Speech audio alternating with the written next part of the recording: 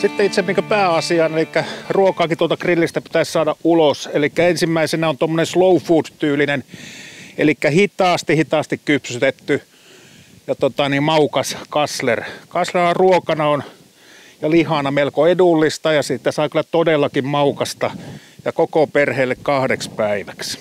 Tehdään ensin tuonne kasslerille tuommoinen marinaadi tai kuivamausteseos, mikä laitetaan päälle.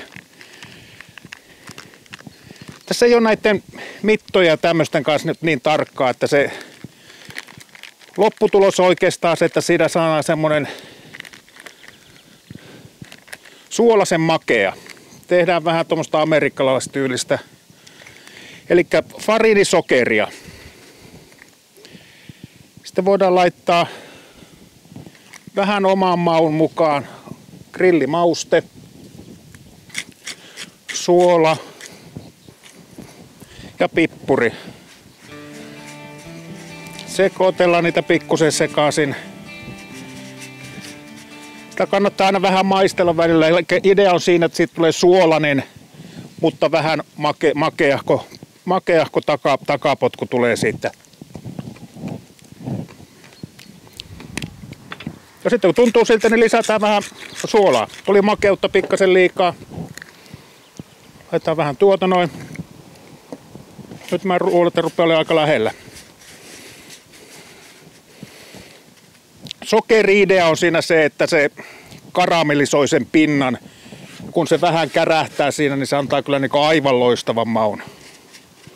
Sitä ennen voitaisiin vähän tommosia kevyitä pikkuvinkkejä, mikä on vähän ei kaikille varmaan niin tuttua. Amerikassa paljon käytetään, eli lihaa myös marinoidaan sisältä. Eli sieltä löytyy hyllyltä löytyy myös marinointiruisku. Eli siihen voidaan esimerkiksi vetää omenamehu. Antaa mahtavan maun tuolla sisällä. Tää on vähän semmoista hifistelyä, mutta antaa aika vakuuttava kuvan naapureille. Siihen voi ihan omia seoksia tehdä, suola, soija, kun suolavesi. Mielestäni grillauksessa ja tämmössä, niin se ei oikeastaan ole mitään semmoista perusjuttua. Perusjutus on kunnossa, niin sen jälkeen kyllä säveltäminen on oikeastaan se juttu. Jokainen löytää sen oman maun sieltä ja oman tavan tehdä. Silloin kun se maistuu hyvältä, niin se on oikein tehty. On kaunis lihapala. Hierotaan mausteet pintaan. Ja kasslerihan kannattaa kyllä se ottaa aikaa sen 2,5 tuntia kevyestikin. Riippuen vähän kasslerin koosta. Tää on tommonen 2-kilonen. Mä luulen, että se on 2,5 tuntia aika lähellä. Hissukseen annetaan tulla. Noin. Se olisi oikeastaan rillaamista vaille valmis.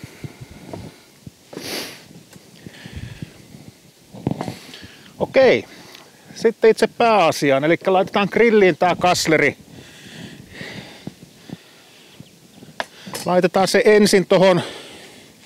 Silloin grilli nyt on ollut toistakymmentä minuuttia, parikymmentä minuuttia tuossa kuumeen. Se on melko kuuma nyt.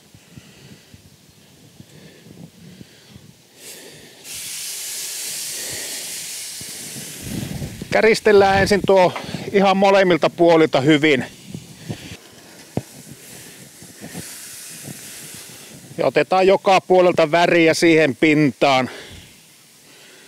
Saadaan vähän nuo lihan syyt ja saadaan lihaa vähän pinnat kiinni.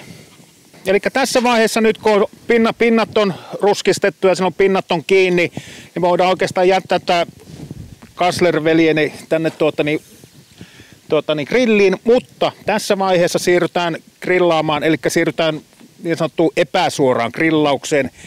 Eli sammutetaan tuo keskimmäinen poltin. Ja keskimmäinen ihan sen takia, että nämä vieressä olevat polttimet kyllä hoitaa sitten tämän loppujutun. Pienennetään pikkusen lämpöjä. Nämä on hyviä nämä mittarit tänä päivänä. Siinä on possun kuvaa, siinä on lampaan kuvaa ja siinä on kaikkien kuvaa. Eli niin tässä haetaan lähinnä tuossa sanotaan 80 astetta, niin on aika lähellä. Eli tökätään tuohon kanslerin kylkeen ja taputetaan kansleria kylkeen ja lyön kansi kiinni. Katsotaan, että tuo lämpötila on joku tommonen 150 astetta. Että sen verran tässä säädellään sitä. Ja välillä tietenkin vähän kurkataan, ettei nuo reunat rupea palaamaan siinä. Sen verran siirrellään sitä. Eli se on nyt varmasti veikkaa tuommoinen pari tuntia, niin on paljon aika syömistä valmista.